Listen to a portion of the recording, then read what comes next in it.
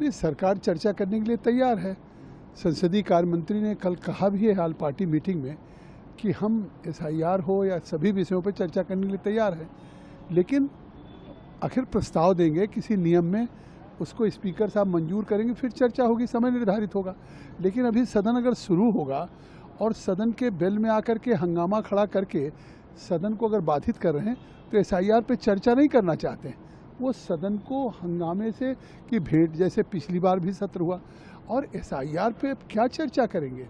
बिहार की जनता ने जो जनादेश दिया है, 90 दिन तक लगातार राहुल गांधी तेजस्वी ने एसआईआर को मुद्दा बना के बिहार की हर कंस्टिट्यूंसी में गए, और बिहार का जो अप्रत्याशित जनादेश आया उसने एसआईआर पे जवाब दे दिया। और मैं चुनौती देता हूं विपक्ष को, क्योंकि एसआईआर केवल किसी आम मतदाता के लिए, जिसमें प्रेस हो, चाहे वो नेता हो चाहे मैं अपनी कंस्टिट्यूंसी में था।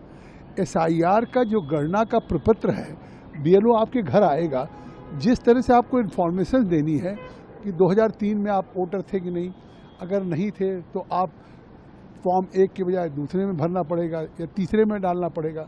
अगर आपका नाम किन्हीं परिस्थितियों में नहीं है तो आपको इसके बाद भी 4 तारीख थी, अब 1 सप्ताह बढ़ गया, फिर आपको फॉर्म 6 में है, फॉर्म 7 में, 8 में है, जिसमें आप अपने नाम को डाल सकते हैं। नाम अगर अशुद्ध है तो उसको डिलीट करा सकते हैं, शुद्धिकरण कर सकते हैं।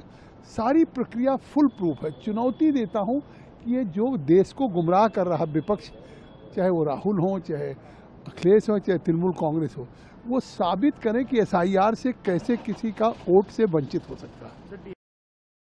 हो गई है जिससे ज़्यादातर लोग पश्चिम बंगाल के हैं, तो सरकार उनकी है, आखिर वो बीएलओ पे किस तरीके का उनको टार्चर न करें। खुद चुनाव आयोग ने कहा है कि ये लोग दबाव न डालें, तो इससे साफ है कि कहीं न कहीं बंगाल पे टीएमसी के लोग बीएलओ पे दबाव डाल रहे हैं, जिसके कारण ये घटनाएं हो रही हैं। दुखद है। For more such videos, subscribe to the NewsX YouTube channel, hit the bell icon.